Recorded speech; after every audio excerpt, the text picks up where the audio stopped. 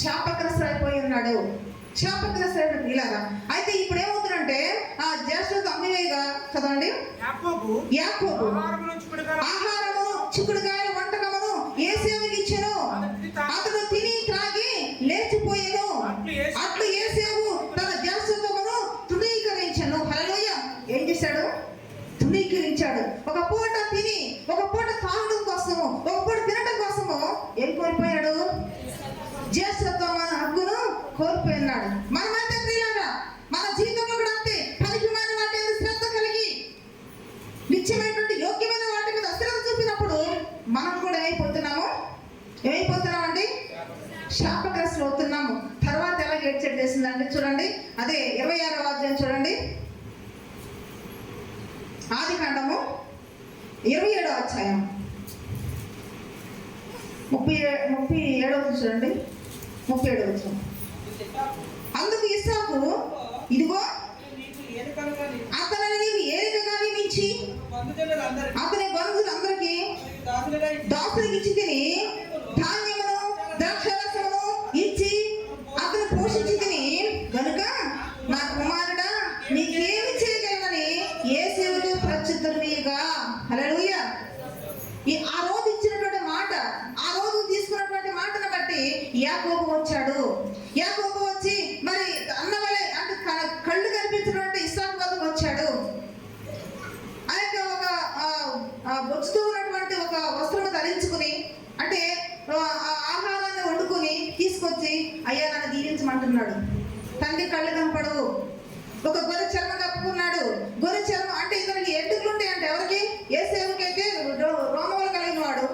తడి చూస్తే మళ్ళీ ఇతనికి ఉన్నవాడు కాబట్టి మరి తండ్రి గుర్తుపడతాడేమో అని చెప్పేసి అంటే ఇవన్నీ ఎందుకంటే కుర్రాలు ఎందుకు పడుతుందంటే జ్యేష్ఠత్వం యొక్క విలువ తెలిసిన వాడు, ఆశీర్వాదం విలువ తెలిసిన వాడు. అయితే వచ్చాడు, ఆహారం వండుకొని తీసుకొచ్చాడు. తల్లి చక్కగా మంచిగా వంటకం చేసి పెట్టింది. తండ్రి నాన్న దగ్గరికి వెళ్ళరా, వెళ్ళి ఆహారం పెట్టి నువ్వు జ్యేష్ఠత్వం తీసుకున్నావు కదా ఆమె వెంటనే వెళ్ళిపోయి దీవులు పోతే తెచ్చేసుకోమందట. ఈ లోపల మళ్ళీ ఇంటికి వెళ్ళిపోయాడు. ఎవరు వెళ్ళారు? మళ్ళీ యేసేవు ఎక్కడికి వెళ్ళాడు? అడవికి వెళ్ళిపోయాడు. అది తిరగటమే ఏం కాదు. మన జీవితంలో కూడా అంతే. దేవుని ఆశీర్వాదం ఉన్న చోట నిలవలేదు, తిరుగుతూ ఉంటారు. తిరుగుడు రాయలేదు వీళ్ళ ఎందుకో తిరుగుతుంటారు. పని పాటు ఉండదు. దేవుని కార్యక్రమాలు ఉండవలసినటువంటి నీవు ఒక్కొక్కసారి కార్యక్రమాలు కూడా నువ్వు పక్కన పెట్టేసి తిరుగుతూ ఉంటావు. చిన్న అవకాశం చాలు దేవుని యొక్క మందిరానికి రావు. చిన్న అవకాశం వస్తే చాలు లోకంలో ప్రార్థనను పక్కన పెట్టేస్తావు. ఈరోజు సంఘముల కార్యక్రమం ఉంది కదా వెళ్ళాలని ఆలోచన ఉండదు.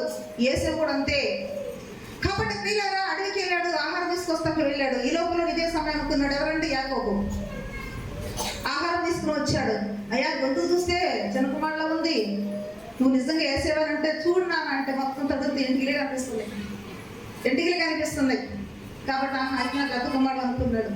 ఇక దీవించాడు. మొత్తం దీవులన్నీ కూడా అలా ఉంటాయి ఇలా ఉంటాయి. మొత్తం ప్రపంచంలో ఆశీర్వాదం అంతా కూడా యాకోబుకి ఇచ్చేసాడు. హల్లెలూయా. తర్వాత ఈయన గారు వచ్చాడు. అంతా అయిపోయిన అడుగుపొడు అంటారు. మనం అంతే లాస్ట్ ప్రార్థనకు వస్తాం. లాస్ట్ ప్రార్థన మన మిగుతుంది ఏముంటుంది అక్కడ అగతం తప్ప. హల్లెలూయా.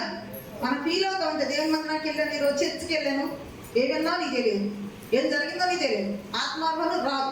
హల్లెలూయా. అది ఈ లోపల అంటున్నాడు కదా నన్ను దీవించు అంటున్నాడు. నువ్వెవరు అంటే నేనే యేసేవు అంటున్నాడు. నువ్వేసేవు అది ఎత్తుకొస్తున్నాడంటే నా తమ్ముడు అంటున్నాడు.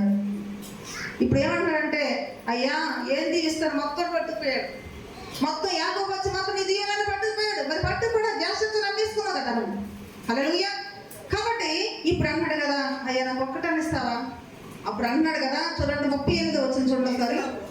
యేసేవు నా తండ్రి ఏడుస్తున్నాడు, దొరుకుతున్నాడు, ఎంతో పశ్చాత్తాపడుతున్నాడు, నలిగిపోతున్నాడు, అయ్యా నాకు ఒక్క ఆశీర్వాదం లేదా?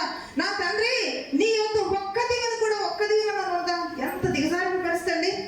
లాస్ట్ అడుక్కుంటున్నాడు. ఇక్కడికి వచ్చి ఏమన్నాడు? అన్ని దీవెనలు ఎన్నో ఆశీర్వాదాలు పట్టుకెళ్ళిపోయాడు వాడు.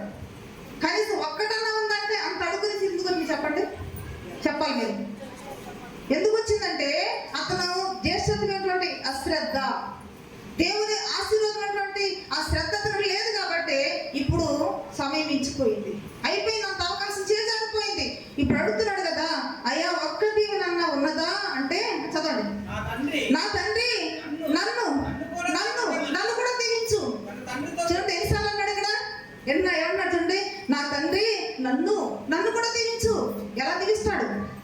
నువ్వంతే, అంతా అయిపోతావు. మొత్తం శరీరంలో బాడీ అంతా కృషించిపోతుంది. నువ్వు మందిరానికి వెళ్ళి ఓపిక ఉండదు, ఇక ఆనందం చేయలేవు, చెవిలో కూడా వాక్యం అనేది పరిస్థితి ఉండదు. ఇక అంతా అయిపోయిన తర్వాత నేను కూడా దేవుని దగ్గరికి వస్తాను. ఏమొస్తాను కాబట్టి అవకాశం అయిపోయింది. నీ పళ్ళు పైన చెవులు పనిచేయట్లేదు, నోరు పనిచేయట్లేదు, కళ్ళు పనిచేయట్లేదు, కాళ్ళు నడలేకపోతున్నావు, గ్రహించలేకపోతున్నావు, ఆలోచన శక్తి లేదు, నిగ్రహ శక్తి లేదు, అంతా లోకాన్ని పడేస్తున్నావు. నీ శరీరం అంతా తుక్కు అయిపోయింది. ఇప్పుడు నేను కూడా పాడతాంటే ఏం పాడతావు నువ్వు చెప్పండి?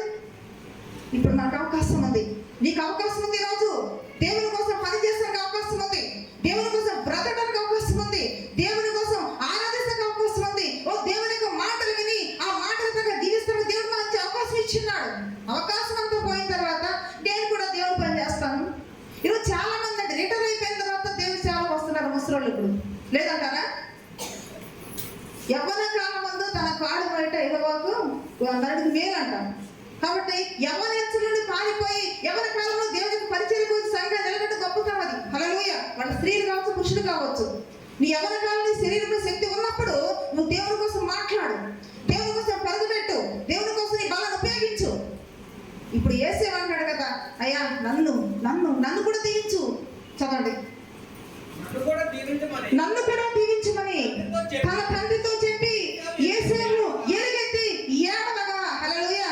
ఏం చేస్తున్నాడు? కుప్పకూలిపోయాడు, ఏడ్చేస్తున్నాడు, ఎలుగెత్తి ఏడుస్తున్నాడు.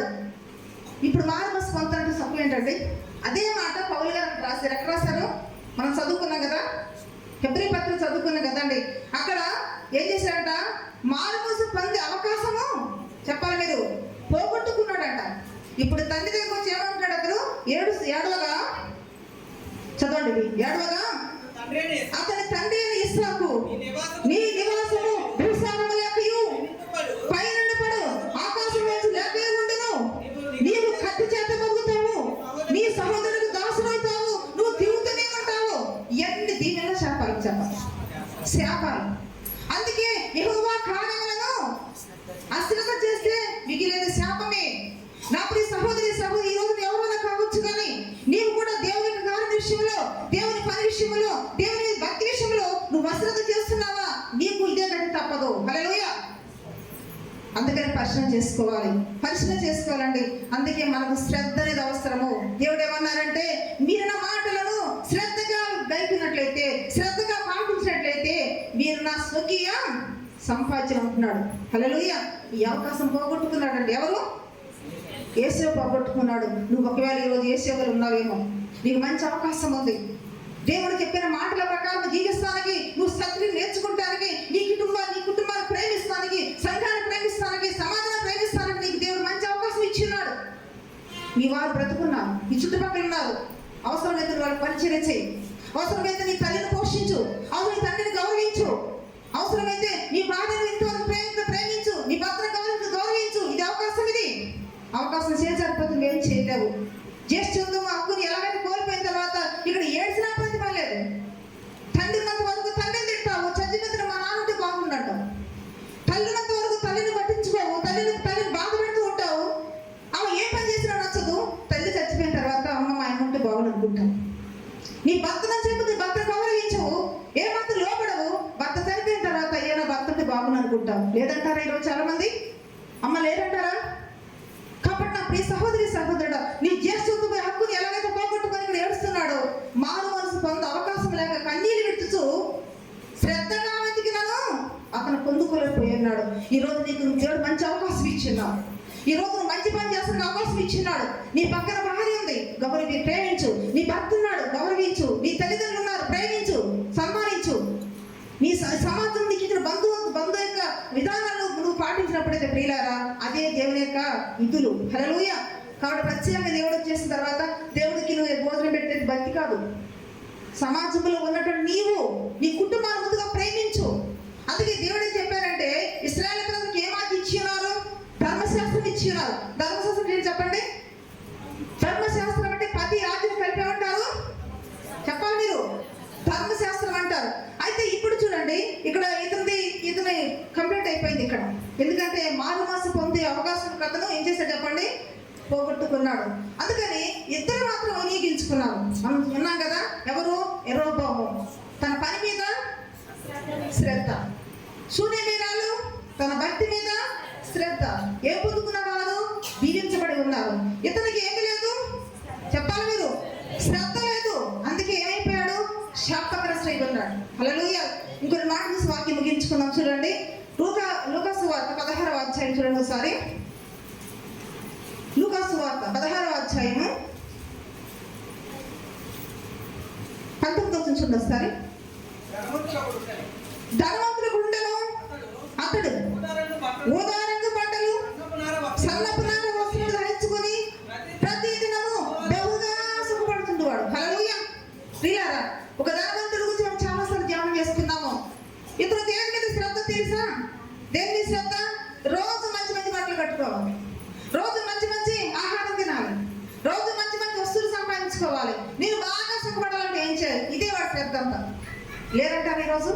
చెప్పండి. ఈరోజు సుఖం మీదే శ్రద్ధ కలిగి, సుఖం మీద ఆసక్తి కలిగి, తమ జీవిత విధానంలో భక్తి లేదు, బయట లేదు, ఏ మాత్రం దేవుడు అంటే లేదంటున్నారు. లేరా ఈరోజు? హల్లెలూయా. అయితే రోజు ఏం పడేవాడు అతను? ధరించుకుని ప్రతి దినం ఏంటంట, బహుగా సుఖపడుతుండేవాడు, బహుగా సుఖపడుతుండేవాడు. లాజరు ఒక దరిద్రుడు ఉండెను, వాడు కురుపులతో నిండిన వాడై ధనవంతుని ఇంటి వాకిట పడి ఉండి అతని బల్ల మీద నుండి పడే బుక్కలతో ఆకలి తీర్చుకొనగోరెను. హల్లెలూయా. చూడండి, వీడు తినడానికి బోళ్ళకు తిండి ఉంది, కట్టుకుంటానికి రోజు ఓదాలంగా వస్తున్నారు. రోజు సుఖమే, ప్రతిరోజు సుఖమే, ప్రతిరోజు సంతోషమే. ఆ పక్కన ఉన్నటువంటి కనీసం రోజు పాపం తిండి ఉండేది కాదు. ఎవరికి?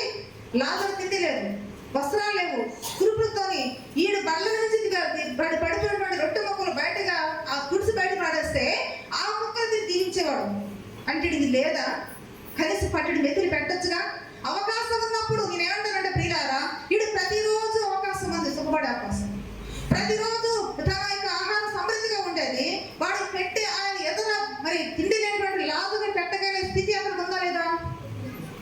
ఉన్నది. ఎదురుగొండ తెల్లారు లేచి అతనే అతను కంటికి కనిపిస్తున్నాడు. ఒక్క రోజన్నా మంచి పని చేశాడా? కనీసం ఒక్క రోజున పట్టి నిధులు పెట్టాడా? పెడితే ఏమైంది? కట్టుకునే వస్త్రం కనీసం ఒక్కటన్నా కనీసం ఒక్క రోజు ఇవ్వచ్చుగా. ఇవ్వలేదు. అప్పుడు అవకాశం ఉందా లేదా చేయడానికి? అప్పుడు అవకాశం ఉందని చెప్పండి. ధనవంతుడికి లాజరు విషయంలో మంచి పని చేసిన అవకాశం ఉందా లేదా? బతుకున్నప్పుడు ఉంది. అయితే తర్వాత ఇద్దరు చచ్చిపోయారు. ఇద్దరు చనిపోతే ఇద్దరు వెళ్ళిపోయారు. ఒక అతనేమో అబ్రహాముగా కూర్చున్నాడు. ఈ యొక్క ధనవంతుడు ఎక్కడున్నాడు? నరకంలో ఉన్నాడు, అగ్నిగుండంలో ఉన్నాడు. అప్పుడు ఏమన్నాడు చూడండి, 25 వచనం. అందుకు అబ్రహాము, కుమారుడా, నీవు నీ జీవిత కాలం అంతా నీకు ఇష్టమైనట్లు సుఖం అనుభవించావు. హల్లెలూయా. అయ్యా, నేను వేతన పడలేకపోతున్నాను, ఈ అగ్నిగుండంలో పడలేకపోతున్నాను, నా నాలుగు ఎండిపోతుంది, లాజరుతో ఒక్క కనీసం చిటికెన వేలుతోటి నీళ్ళలో ఉంచి నాకు నా దాహం తీర్చవయ్యా అంటే, అప్పుడు అబ్రహాం అంటున్నాడు కదా, నీ జీవితకాలం అంతా కూడా నీకు ఇష్టమైనట్లే బ్రతికావు, నీ జీవితకాలం అంతా బహుగా సుఖపడ్డావు, నీ జీవితకాలం అంతా కూడా ఉదాహరణ వస్త్రం ధరించుకున్నావు, నీవు ఇష్టమైనటువంటి తిండి తిన్నావు. కానీ ఇప్పుడున్నాడు లాజరు, అతను జీవితకాలం అంతా నరకం అనిపించినాడు, కష్టాలు అనిపించినాడు. ఇప్పుడు అతడు ఏమిటంట, నెమ్మది పొందుకుంటున్నాడు. అంటే తన జీవితకాలం తనకి ఇష్టమంటే బ్రతికాడు. అంటే దేని మీద శ్రద్ధ లేదు చెప్పాలి మీరు? ధనవంతునికి దేని మీద శ్రద్ధ లేదు, భక్తి మీద శ్రద్ధ లేదు, సత్క్రియ చేయట్లో శ్రద్ధ లేదు, మంచి పనులు చేయట్లో శ్రద్ధ లేదు, యోగ్యమైనటువంటి పనులు చేయట్లో అతనికి ఏమి లేదు, శ్రద్ధ లేదు. అంటే జీవిత కాలం అంతా అలా సమయం గడిచిపోయింది అంతే. ఈ రోజు నా ప్రియ సహోదరుడా, అబ్రహాము ఇక్కడ ధనవంతుడు తనకు దేవుడు ఇచ్చినటువంటి ఆ యొక్క సమయం అంతా కూడా ఏం చేశాడు, దేని మీద దాని కొనసాగించుకుంటే ప్రియులారా సుఖపడుచు ఉన్నాడు. ప్రతిరోజు సుఖమే, ప్రతిరోజు సుఖం. చాలా మంది కూడా అంతే ప్రియులారా, వాళ్ళు తింటే చాలు, వాళ్ళు బతికి చాలు, వాళ్ళు సుఖపడితే చాలు, కనీసం పక్కన వాళ్ళకి అవసరంలో కనీసం ఇంత కూడా రవ్వంత సహాయం చేసే మనసు ఉండదు. బయట వాళ్ళకి ఎందుకంటే నీ తల్లికి ఎందుకు పెట్టలేవు అసలు, నీ అత్తగారికి ముందు పెట్టలేవు అసలు, నీ ఇంటి వాళ్ళకి కనీసం పెట్టలేదు, ఎందుకు పెట్టలేనటువంటి దుస్థితి నీది. ఎక్కడికి వెళ్తావు తెలుసా? చెప్పండి మీరు, ఎక్కడికి వెళ్ళాడు ధనవంతుడు? మాట్లాడేటండి, అగ్ని ఆరదు, గురువు చదువు. ఇక మనం అక్కడికి వెళ్తాం అంతే. నీ జీవితం నీకు ఇష్టమైన బ్రతికేం అనుకో, కొన్ని ఇష్టాలు మనం పక్కన పెట్టాలండి. మనకు అన్ని పుట్టిన మానసికంగా మనకి విపరీత బుద్ధులు ఉంటాయి. మనకి అర్థమవుతుందా? విపరీత బుద్ధులు అంటే మనకి ఇష్టమైనట్లే బ్రతుకుతాము. ఎవరు చెప్పినా నేను మన పెద్ద మోనార్కులు మనం కాదంటారా? నువ్వు తల్లి చెప్పినా ఏమో, తండ్రి చెప్పినా ఏమో, భార్య చెప్పినా ఏమో, భర్త చెప్పినా ఏమో, కనీసం నీ కడుపు నీ బిడ్డలు చెప్పినా నేను అంటే వాళ్ళు ఏమంటారు? మోనార్కులే కదా మనం. సమాజం ఏమనుకుంటుందో కూడా మనకు అసలు రమంత ఆలోచన ఉండదు. ప్రియులారా, ధనవంతులా ఉన్నాడు, అలా ఉండి చచ్చిపోయాడు. ఇష్టవంతుడు బ్రతికాడు. ఏం తీసుకెళ్ళాడు? ఏం తీసుకెళ్ళాడు? ఈరోజు నువ్వు అలా ఉన్నావేమో, ఒకేలా నాకు తెలియదు, లేకపోతే మంచిదే. అబ్రహాము అంటున్నాడు, నీ జీవిత కాలం అంతా నీకు ఇష్టవంతుడు బ్రతికావు, ఎవరు మాటలు వినలేదు కాబట్టి నువ్వు అర్హతనికి లేదు. నా ప్రియ సహోదరి సహోదరుడా, నువ్వు అనుకుంటున్నావేమో నా ఇష్టం అంటున్నావేమో, ఒకవేళ నీ అమ్మ మాట వింటలేదేమో, నీ ఇష్టవంతుడు బ్రతుకుతున్నావా, నీ ఇష్టవంతుడు జీవిస్తున్నావా, నీ ఇష్టవంతుడు అమ్మాయిలతో నువ్వు ఫ్రెండ్షిప్ చేసుకుంటున్నావా, లేకపోతే నీ ఇష్టవంతుడు మాట్లాడుతున్నావా, నీ ఇష్టవంతుడు తల్లిదండ్రులు బాధ పెడుతున్నావా? జాగ్రత్త. ధనవంతుడే, ఒకసారి చూడు. అదేమంటున్నాడంటే ఇక్కడ, నీకు ఇష్టమైన సుఖం అనిపించింది అలాగనే చదవండి 25వ వచనం. అలాగనే రాజును కష్టం అనిపించింది జ్ఞాపకం చేసుకున్నాము. ఇప్పుడైతే వాడు ఇక్కడ నెమ్మది పొందుచున్నాడు, నీవు యాతన పడుచున్నావు. అంతేకాదు ఇక్కడ నుండి మీ ఎందుకు దాటి పోదానట్టు ఇక్కడ ఏముందంట? అగాధం ఉందంట, మహా అగాధము. నీ జీవితంలో లాస్ట్ మిగిలింది ఏంటి తెలుసా? ఇప్పుడు శ్రద్ధ నిలవకపోతే, ఇప్పుడు నువ్వు యోగ్యమైన వాడు దృష్టి పెట్టకపోతే, నువ్వు అనుకున్నటువంటి విధంగా ఈ లోకంలో బ్రతుకుతాం అనుకుంటే నీకు మిగిలేది ఏంటో తెలుసా? చెప్పండి మీరు. ధనవంతుడు ఏం మిగిలిందండి? అగాధం తప్ప ఏం మిగల. నువ్వు అనుకున్నావేమో నా సుఖము, నా ఇష్టము, నా యొక్క టేస్ట్ అని కూడా, నా ఆలోచనలు, నేను ఎలాగే ఉంటాను, నువ్వు చెప్పినా విన్నా చెప్పేసి అనుకుంటున్నావు. లాస్ట్ మిగిలేది ఏంటో తెలుసా? అగాధం మిగులుతుంది. కనీసం మనం మనుషులకు భయపడుకొని దేవుడికని భయపడాలండి. అందుకే యోగ్యమైన వాటి మనం ఏం కలిగి ఉండాలంటే, మనము శ్రద్ధ నిలుపుటకు మనం నేర్చుకోవాలంట. హల్లెలూయా. ఇంతవరకు నీ జీవితం ఎలాగుందో నాకు తెలియదు, కానీ ఇప్పుడు నీ జీవితంలో మార్పు రావాలనేసి కోరుతున్నాడు. దేవునికి స్తోత్రములు. యెరొబోము తన పని మీద శ్రద్ధ నిలిపినట్లుగా, లేక సునేమీరాలు తన భక్తి మీద శ్రద్ధ నిలిపినట్లుగా నీవు కూడా శ్రద్ధ నిలిపితే నీవు ఉన్నటువంటి స్థితి ఈ రోజు కొంచెమే కావచ్చు, కానీ తర్వాత ఎలాగుండదంట? యోబు ఏమన్నాడంటే, దేవుడు నీ యందు శ్రద్ధ నిలుపుతాడు. ఇక్కడ ఈ లాజరునే దేవుడు, ఇక్కడ ధనవంతుడు పట్టించుకోలేకపోయాడు, లోకం పట్టించుకోలేదేమో, కానీ దేవుడు శ్రద్ధ నిలిపి ఆయన వద్దకు చేర్చుకున్నాడు. హల్లెలూయా. నా ప్రియ సహోదరి సహోదరుడు, అందుకే మనిషికి ఏం అవసరం అంట? శ్రద్ధ. దేని మీద? డబ్బు మీద, ధనం మీద, అందం మీద, సోకుల మీద, ఈ భూమి సంబంధించిన వాటి మీద చెప్పాలి మీరు. దేని యందు శ్రద్ధ? యెహోవా కార్యముల యందు. దేవుడు నీ పట్ల ఏం చెప్తున్నాడు, దేవుడు ఏ విధంగా జీవిస్తే నీకు ఆశీర్వదిస్తున్నాడు.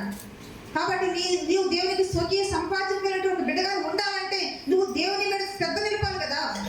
కాబట్టి ప్రియులారా, అందుకే ఇక్కడ అంటున్నాడు కదా, లాస్ట్కి ఏం మిగిలింది అనుకున్నాం మనము? అగాధం.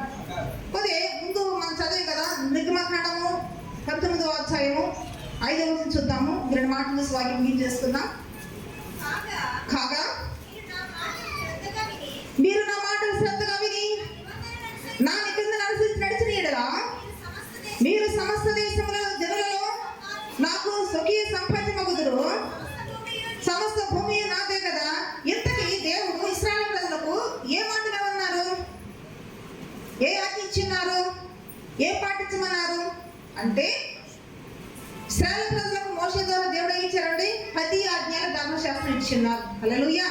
10 ఆజ్ఞల ధర్మశాస్త్రం ఇశ్రాయేలు ప్రజలు తుంచా తప్పకుండా పాటించినప్పుడు, ఆ ధర్మశాస్త్ర విషయంలో శ్రద్ధ నిలిపినప్పుడు దేవుడు వారికి ఇవ్వబోతున్న పాలు తేనెలు ప్రవహించిన దేశం పంపిస్తున్నానని దేవుడు అక్కడ వాగ్దానం చేశారు. ఇప్పుడు ఆ వాగ్దాన దేశం వీళ్ళు స్వతంత్రించుకోవాలంటే, ఈయన స్వకీయ సంపాదించిన ప్రజలుగా ఉండాలంటే ఇప్పుడు వీళ్ళు ఏం చేయాలి? 10 ఆజ్ఞలు అనగా ధర్మశాస్త్ర విధులను ఎలా పాటించాలట? శ్రద్ధగా పాటించాలి. అలా శ్రద్ధగా పాటించిన వారికే ఏముంటుంది? దేవుడు ఇచ్చేటువంటి ఆ పాలుదల ప్రవహించేటువంటి ఆశీర్వాదం అనేది వస్తుంది. సరే, ఇప్పుడు ప్రజెంట్ మనమే దేని శ్రద్ధ నిలపాలి? ఈ 10 ఆజ్ఞలు ఈ రోజు మనం పాటించాలా? అది కూడా మనకి ఇచ్చారా దేవుడు? దేవుడు ఇంక్లూడ్ చేసి ఉంచారు అని మనం చూస్తే, ఇశ్రాయేలు ప్రజలు మనం పక్కన పెడతాము. ఇశ్రాయేలు ప్రజలు 10 ఆజ్ఞలు గౌరవించినారు, 10 ఆజ్ఞలు పాటించారు, దేవుని ఆశీర్వాదం పొందుకున్నారు. సరే, ఎన్నోళ్ళు పోయారో పక్కన పెట్టండి. ఈ రోజు ఈ యొక్క ధర్మశాస్త్రం అనగా ఈ 10 ఆజ్ఞలు అంతా కలిసి దేవుడు దేంట్లో ఇమిడ్చినారు?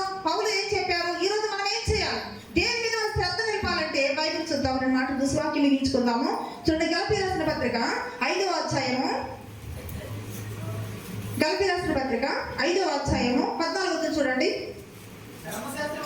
ధర్మశాస్త్రమంతయు నిన్ను వలె నీ పొరుగు వారిని ప్రేమించు అను ఒక్క మాటలో సంపూర్ణమై ఉన్నది. హల్లెలూయా. ఈ 10 ఆజ్ఞలన్నీ కూడా ఒక్క ఆజ్ఞలు ఇవ్వబడి ఉందంట. ఏమిటది? నిన్ను వలె నీ పొరుగు వారిని ప్రేమించు.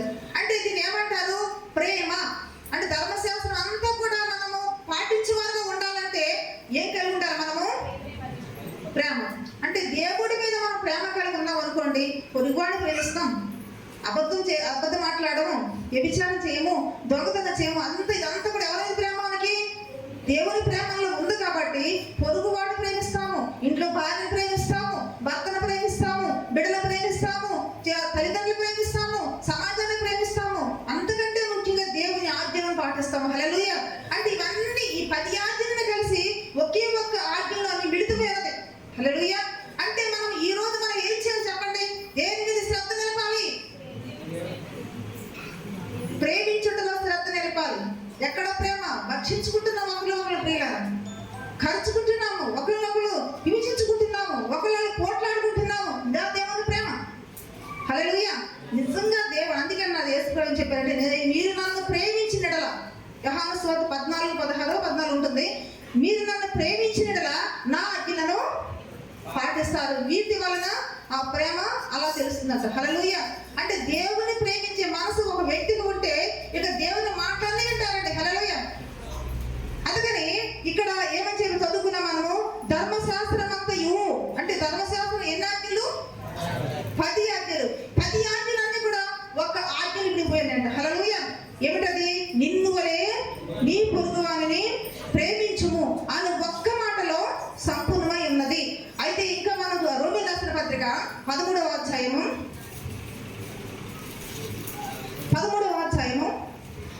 8వ చూడండి, 8వ వచనం.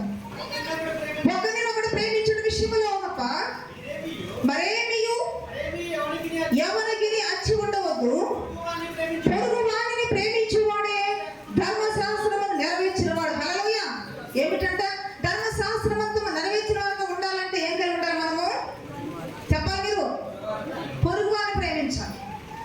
ఈ ఒక్క మాటలో ఏముందంటే చదువు అది కంటిన్యూ చేయండి. ఎలాగనగా వ్యభిచరించవద్దు, నరహత్య చేయవద్దు, దొంగిలవద్దు, ఆశించవద్దు అనునవి మరి ఏ ఆజ్ఞ అయినా ఉన్న యెడల అదియు నిన్ను వలె నీ పొరుగు వారిని ప్రేమించాలని వాక్యములో సంక్షేపముగా ఇమిడి ఉన్నవి. హల్లెలూయా. దేంట్లో ఇంక్లూడ్ అయినా చెప్పండి? దేంట్లో ఇమిడి ఉన్నవి? మీకు అర్థమవుతుందన్నమాట. 10 ఆజ్ఞలన్నీ మనం పాటించే వారుగా దేవుని దృష్టి కనిపించాలంటే ఏం కలిగి ఉండాలి చెప్పండి? ఒకే ఒక్క ఆజ్ఞ. నిన్ను వలె నీ పొరుగు. నిన్ను ఎంత ప్రేమించుకుంటావు చెప్పండి? నిన్ను ఎంత ప్రేమించుకుంటావు? నిన్ను కొట్టుకుంటావా? నిన్ను పొడుచుకుంటావా? నిన్ను తిట్టుకుంటావా? నిన్ను గిల్లుకుంటావా? నువ్వంటే నీకు ఎంతో ప్రేమ. నువ్వంటే నీకు ఎంతో ప్రేమ. అలాగే దేవుని ప్రేమించాలి. అలాగే దేవుని ఇప్పుడు ప్రేమిస్తావో ఆ ప్రేమలో ఆయన చెప్పిన మాటలన్నీ చేస్తావు. అంతే. వెంటనే కాదు, ఆ మాట ప్రకారం నువ్వు చెప్పాలి, మీరు జీవిస్తావు. ఈ మాట అంటే తప్పు, ఈ పని చేసే తప్పు. ఎందుకని? ఈ దేవుడికి ఇష్టం లేదు కదా. అంటే దేవుని ఇష్టాయిష్టాలను గౌరవించి ఇష్టాయిష్టాలను ప్రవర్తిస్తూ చేసిన నీ ప్రేమ. హల్లెలూయా. అందుకని ఇవన్నీ కూడా ఒకే ఒక్క ఆజ్ఞను పాటించటంలో ధర్మశాస్త్రం అంతా నెరవేర్చిన వ్యక్తిగా ఉంటావు. అయితే ఇప్పుడు దీని మీద మనం ఇంకా కూడా చెప్పండి? శ్రద్ధ. దేని మీద శ్రద్ధ? దేవుని యొక్క ఆజ్ఞలన్నీ పాటించటంలో ఒకే ఒక్క ఆజ్ఞకు ఇచ్చాడు కదా, దాంట్లో ఇంక్లూడ్ అయినాము కూడా. 10 ఆజ్ఞలు ఒకే ఒక్క ఆజ్ఞ. ప్రేమ ఉంటే చాలు నీ భార్యను పట్టించుకుంటావు. ప్రేమ ఉంటే చాలు నీ భర్తను గౌరవిస్తావు. ప్రేమ ఉంటే చాలు ఇంతవరకు మూలం నీ తల్లిని ముద్దు పెడతాం. ప్రేమ ఉంటే చాలు ఇంతవరకు ఎవరెవరు తింటే వాళ్ళని దేశించవు, వాళ్ళని ప్రేమిస్తావు. ఎవరెవరి విషయంలో నువ్వు వ్యతిరేక బ్రతికి గ్రహించి నువ్వేం చేసి నీ బ్రతుకు మారిపోద్దు. ఏముంటే? ప్రేమ ఉంటే. అలా ప్రయత్నం చేయండి. ఈ రోజు నుంచి ఒకరితో మీరు మూర్ఖులుగా ఉన్నారేమో ప్రియులారా, ఈ రోజు నుండి 10 ఆజ్ఞలు నెరవేర్చేవారు ఉండాలంటే ఒకే ఒక్క ఆజ్ఞ మీద మీరు ఏం కలిగి ఉండాలి? శ్రద్ధ కలిగి ఉండాలి. ఇంకొక మాట వాక్యం ముగించేస్తుంది. 1 కొరింథీయుల రాసిన పత్రిక 13వ అధ్యాయం 13వ వచనం. 13వ అధ్యాయం 13వ వచనం. కాగా విశ్వాసము, నిరీక్షణ,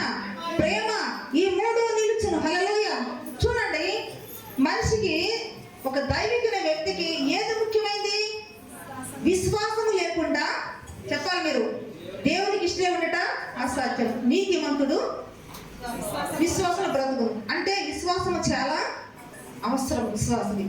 తర్వాత మనం నిరీక్షణ లేని వారమైతే మాత్రము కాదు, మనకు ఒక నిరీక్షణ ఉన్నది. నిరీక్షణ లేకపోతే క్రైస్తవుడే కాదు. ఇది కూడా చాలా ముఖ్యమైనది. ఇక మూడోది ఏంటంటే ప్రేమ. ఈ మూడు అంటే విశ్వాసము, నిరీక్షణ, ప్రేమ. ఈ మూడు చూసింట ఈ మూడు ఫిల్టర్ చేస్తే ఈ మూడిట్లో శ్రేష్టమైనది ఏంటి చెప్పండి? ప్రేమ. హల్లెలూయా. అందుకేనేమో దేవుడు ఈ 10 ఆజ్ఞలు అన్ని కలిసి ప్రేమ అనే దాంట్లో ఇంక్లూడ్ చేశారు. హల్లెలూయా. అర్థమవుతుందండి? ఈ ప్రేమ లేకపోతే ఇక్కడ అంటాడు కదా 13వ అధ్యాయం చదువుకోండి, 13వ అధ్యాయం అంతా చదువుకోండి. ఇది ఈ మొదటి కొరింథీ చేసే పత్రిక. ప్రేమ లేకపోతే నువ్వు చేసే ప్రార్థన కానీ, నువ్వు పాడే పాటలు కానీ, నువ్వు చేసే ఆరాధన కానీ, నువ్వు చెప్పే వాక్యం కానీ, లేక నువ్వు వినే వాక్యం కానీ, నువ్వు ఇచ్చే కానుకలు కానీ, నువ్వు చెప్పే సాక్ష్యం కానీ ఏది కూడా వేస్ట్ అనట. అర్థమవుతుందండి? అందుకే ప్రేమ లేకపోతేనంట ఒక మురోగేడు కంచును గడగడలాడు తాళంలా ఉంటారంట. పౌలు గారు చక్కగా రాశాడు, నువ్వు ఇంటికి చదువుకుంటే 13వ అధ్యాయం కూడా. కాబట్టి అందుకే ఇక్కడ 14వ అధ్యాయం మొదలు ఏం చెప్తారంటే ప్రేమ కలిగి ఉండటకు ఏం కలిగి ఉండాలట? ప్రయాసం. ఇదేంటి? ఇది కూడా ప్రయాసమేనా? ప్రయాసమే. మరి ఇంతవరకు ఆ మనిషికి ఇష్టం లేదురా, ఇంతవరకు ఆ మనిషిని ద్వేషం, పగ, కక్ష. ఇప్పుడు ఎలా ప్రేమిస్తావు నువ్వు? అన్న మాటలన్నీ గుర్తుకొస్తాయి, అవి చేసిన పనులన్నీ గుర్తుకొస్తాయి. ఎలా ప్రేమిస్తావు? కష్టం కదా. ఇది ఒక ప్రయాసం. అలా ప్రయాసపడి దాన్ని ప్రేమ కలిగి ఉంటే ప్రయాసపడితే అప్పుడు ఏం కలిగి ఉంటావంట? నువ్వు ధర్మశాస్త్రం అంతా కూడా, ధర్మశాస్త్రం అంటే ఏంటి చెప్పండి? 10 ఆజ్ఞలు నెరవేర్చిన వారు ఉంటారు. అదే మాట ఇప్పుడు ఎవరు చెప్పారు? దేవాది దేవుడు నిర్గమకాండ 19 చెప్పారు, మీరు నా మాటలను శ్రద్ధగా వినమంటున్నాడు. అంటే ఇశ్రాయేలు ప్రజలు 10 ఆజ్ఞలు శ్రద్ధగా వినమన్నారేమో కానీ ఒక ఆజ్ఞని ఈరోజు మనం అంత శ్రద్ధగా వినాలి. ఏమిటది? నిన్ను వలే నీ పొరుగును ప్రేమించటంలో ఆ ఆజ్ఞ విషయంలో శ్రద్ధ చూపిస్తే నువ్వు ధర్మశాస్త్రం అంతా కూడా నెరవేర్చుతూ ఉంటావు. కాబట్టి మనం ఏం కలిగి యెహోవా కార్యముల మీద మనం ఏం కలిగి ఉండాలి? మనము శ్రద్ధ నిలిపి మనకు వచ్చే ప్రతిఫలం ఏంటి? యెహోవా దేవుడు ఇచ్చినాడు, లేకపోతే ఆయన సునేమిరాలు మేము ఇచ్చినాడు, అట్టి ఆశీర్వాదం నీకు కూడా ఇస్తాడంటే ఎటువంటి సందేహం లేదు. దేవుడి కొద్ది మాట నేను సాధరించిన గాక ఆమేన్. ప్రార్థన చేద్దాం.